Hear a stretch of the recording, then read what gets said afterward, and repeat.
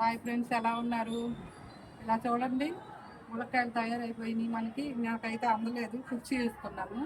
కొమ్మ ఇట్లా లాగితే చిన్నది కదా, ఎగిరిపోద్ది కదా, అందుకని ఇలా కుర్చీ వేసుకొని పోతుందా. రెండు తయారయ్యాయి, ఆ టేబుల్ ఇంకొకటి ఉంది కానీ అది ఇంకా తయారవ్వలేదు. పిందెలు బాగా పడినాయి ఈసారి, అసలు బాగున్నాయి, చాలా బాగున్నాయి.